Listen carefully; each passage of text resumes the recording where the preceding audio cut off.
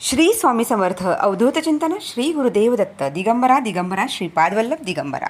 तर आजचा दिवस तुमचा खूप छान जावा आणि स्वामी कृपेने तुमच्या सगळ्या चांगल्या इच्छा महाराज नक्कीच पूर्ण करोत अशीच मी महाराजांचरणी प्रार्थना करते. तर दुर्गा सप्तशतीचे पाठ का करावे, त्यांनी फलप्राप्ती काय होते, या सर्वांची माहिती आज आपण घेणार आहोत. तर सरिता 24 स्वामी या आपल्या चॅनलवर तुम्ही नवीन असाल तर चॅनलला लाईक शेअर सबस्क्राईब करायला विसरू नका, जेणेकरून अशा महत्त्वपूर्ण माहिती चे नोटिफिकेशन सर्वप्रथम तुमच्यापर्यंत येईल. तर दुर्गा सप्तशती म्हणजे आपल्या कुलदेवीची, त्यानंतर महाराष्ट्रात असणाऱ्या 3.5 शक्तिपीठं ज्यांना माहिती नसतील आपली कुलदेवी, त्या सर्वांसाठी ह्या सेवेमुळे तुमची कुलदेवी कोण आहे, त्याची सेवा आपण कशी केली पाहिजे याची संपूर्ण माहिती आपल्याला मिळत असते. बघा, दुर्गा सप्तशती, दुर्गा चालीसा हे ग्रंथ खूप महत्त्वपूर्ण आहेत आणि घरातील एका तरी व्यक्तीने याचे सतत पारायण करणे खूप गरजेचं आहे. किमान तुम्ही महिन्यातून एकदा तरी दुर्गा सप्तशतीचे पारायण नक्कीच घरात व्हायला हवे. घरातील अगदी लहानांपासून मोठ्यांपर्यंत, स्त्रियांपासून पुरुषांपर्यंत प्रत्येकाने ही सेवा करणं हे त्या घरासाठी किंवा त्या प्रत्येक व्यक्तीसाठी सुद्धा खूप महत्त्वपूर्ण असतं. नोकरीमध्ये, बिझनेसमध्ये यश हवं असेल, भरभराटी हवी असेल, घरामध्ये सुखसमृद्धी हवी असेल, तर नक्कीच दुर्गा सप्तशतीचे पाठ करायलाच पाहिजे, अशी याची महती आहे.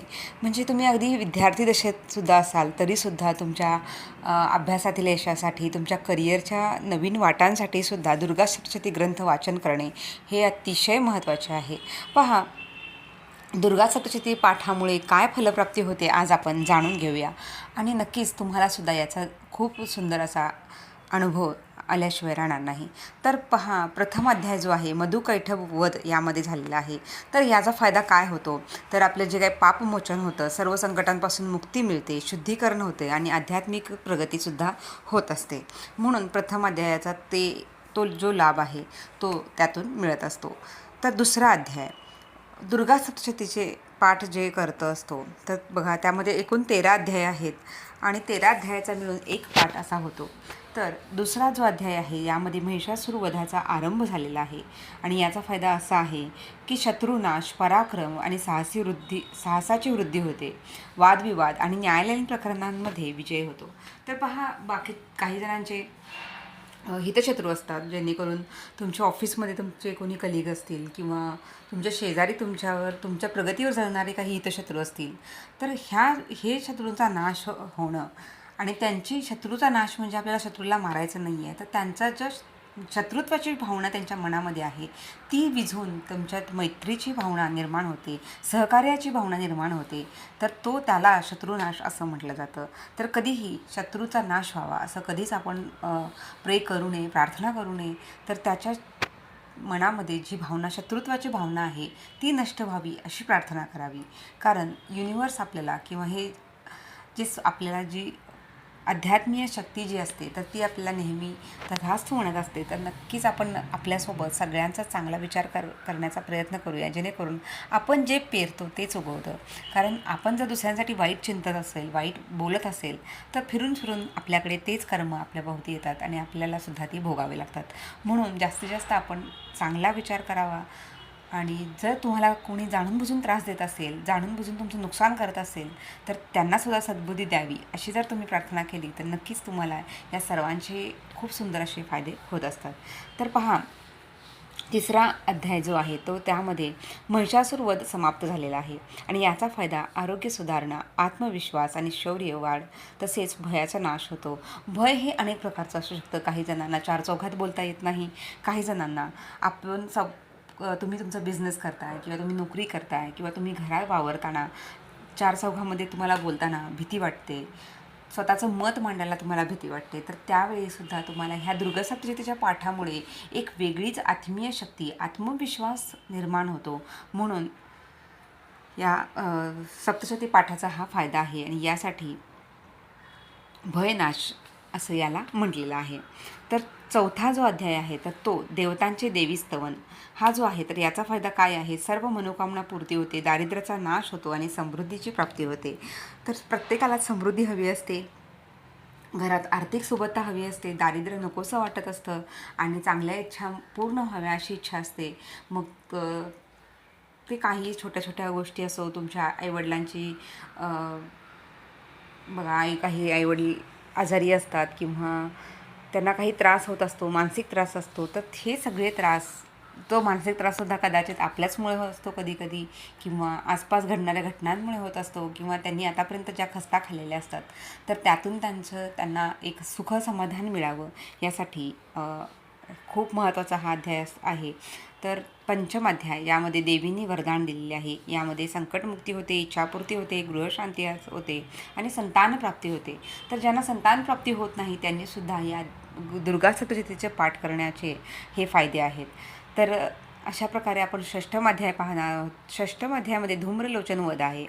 तर धूम्रलोचन वधाचं जो फायदा आहे तो असा आहे, दारिद्र्य दूर होतं, ऋणमुक्ती होते, कर्जफेडी होते आणि वित्तीय स्थिरता होते. म्हणजे तुमच्या घरात समजा तुमचं सतत आजारपण आहे, मग तुम्हाला कर्जबाजारीपणा होतो, तुम्हाला काही ना काही कारणास्तव सतत लोन घ्यावं लागतं. प्रत्येक गोष्ट तुम्ही EMIवर, किंवा ही गाडी घेतली, तो घर घेतलं, प्रत्येक गोष्ट तुम्हाला छोट्या छोट्या गोष्टींमध्ये तुम्हाला EMI कर्ज काढून तुम्हाला गाडी घ्यावी लागते. कर्जाचे हप्ते भेटत नाहीत, एक कर्ज संपत नाही तर दुसरं कर्ज काढायची वेळ येते आणि घरात काही केल्याने कर्जफेडी होत नाही. अशावेळी तुम्ही जर दुर्गा सप्तशतीचे पाठ तुम्ही संकल्पित केले तर नक्कीच त्याचासुद्धा फायदा आपल्याला होत असतो. तर षष्ठम अध्यायामध्ये आज आपण हा फायदा पाहिला. आणि सप्तम अध्याय जो आहे, म्हणजे 7वा अध्याय जो आहे, त्यामध्ये चंडमुंडाचा वध झाला होता. तर याचा फायदा असा आहे की शत्रूचा नाश होतो, मोठ्या अडचणींवर विजय होतो आणि आत्मसंरक्षण आणि राजयोगाची प्राप्ती होते. राजयोग म्हणजे तुम्ही राजा बनाल असं नाही आहे, पण तुमच्या आयुष्यामध्ये जे काही दुःख कष्ट असतील तर त्या कष्टातून मुक्ती होऊन तुम्हाला एक सुफल समाधानकारक आयुष्याची प्राप्ती होते, समाधान मिळतं, थोरा मोठ्यांचे आशीर्वाद मिळतात. म्हणून हा अध्याय महत्त्वाचा आहे. त्याचप्रमाणे पहा, नवम अध्याय म्हणजे शुंभाचा वध जिथं होतो तर त्याचा फायदा काय आहे की कार्याची सिद्धी होते. म्हणजे समजा तुम्ही एखादं कार्य घेत असाल, काम हाती घेत असाल, त्यामध्ये सतत अपयश येतं, काही कारणास्तव ते काम सिद्धीला जात नाही. यावेळी या दुर्गा सप्तशतीच्या पाठामुळे तुमची कार्यसिद्धी होते, सौभाग्याची वृद्धी होते. म्हणजे तुमच्या जर सौभाग्यवती स्त्रिया असतील तर त्यांच्या सौभाग्यात वृद्धी होते, त्यांचं सौभाग्य निरंतर राहतं आणि वैवाहिक समस्या निवारण होते. तर पहा, वैवाहिक जीवनामध्ये ज्या कटकटी किंवा त्रास असतो, काही वादविवाद असतात, गैरसमज असतात, हे सर्व काही दूर होण्यासाठी हा अध्याय खूप महत्त्वाचा आहे. त्यामुळे वैवाहिक सर्व प्रकारच्या समस्यांचे निवारण होत असते. तर दशम अध्याय जो आहे तो निशुंभाचा वध. यामध्ये सर्व प्रकारच्या विघ्नांचा नाश होतो, यशप्राप्ती होते आणि इच्छाशक्तीची वाढ होते. कधी कधी बघा, आपल्या आयुष्यामध्ये काहीच करण्याची इच्छा राहत नाही, ना काही जगावं, ना काही कशासाठी जगावं, असासुद्धा प्रश्न प्रत्येकाच्या आयुष्यात कधी ना कधी येऊन गेलेला असतो. तर तेव्हा तुमच्या हताश मन झालेलं असतं, काहीच करण्याची इच्छा राहत नाही आणि अशा वेळेला आपण नक्कीच आपल्या आई अंबाबाईच्या किंवा दुर्गामातेच्या या पठणाने, दुर्गा चालिसाच्या या दुर्गा सप्तशतीच्या पठणाने या सर्व आपल्या ज्या आयुष्यामधील मरगळ असते ते निघून जाते आणि आपल्याला एक समृद्धी आणि एक इच्छाशक्तीची वाढ आपल्यामध्ये होत असते. तर 12वा अध्याय हा एकादश अध्याय आहे. तर देवीने वरदान दिलेले आहे आणि यामध्ये फायदा असा आहे की संपूर्ण कुटुंबाचे रक्षण होते, देवीची कृपा होते, समृद्धी आणि सौभाग्य वृद्धीच होते. तर ही खूप महत्त्वाचा हा अध्याय आहे. नक्कीच आपल्या सर्वांनाच वाटत असतं की आपल्या कुटुंबातील प्रत्येक व्यक्ती ही कायम सुरक्षित असावी.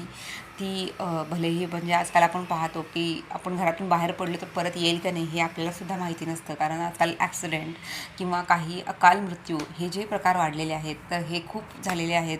तर हे प्रत्येकालाच एक भीती असते की आपल्या कुटुंबातील प्रत्येक व्यक्ती ही नेहमी निरोगी राहावी आणि सुरक्षित राहावी. तर ह्यामध्ये ह्या फायदा होत असतो. तर अध्याय 13वा जो आहे, यामध्ये द्वादश अध्याय, यामध्ये फलश्रुती अशी आहे की इच्छित लाभ प्राप्ती होते, सौख्य, समृद्धी, मानसिक समाधान मिळत असतं. तसेच 13वा जो अध्याय आहे, शेवटचा अध्याय, हा त्रयोदश अध्याय, राजा सुरथ व वैश्य यांचे हे देवी भजन आणि वरप्राप्ती होत असते. तर ह्याचा फायदा असा आहे की राज्य, सत्ता, यश, ऐश्वर आणि नेतृत्व गुण हे वृद्धीला लागत असतात.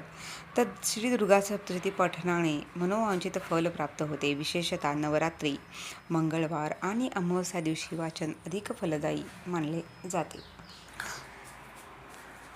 तर नक्कीच तुम्हीसुद्धा ह्या दुर्गा सप्तशती पाठाचे अध्याय वाचायला सुरुवात करा. दुर्गा सप्तशतीचे ग्रंथ घेऊन या.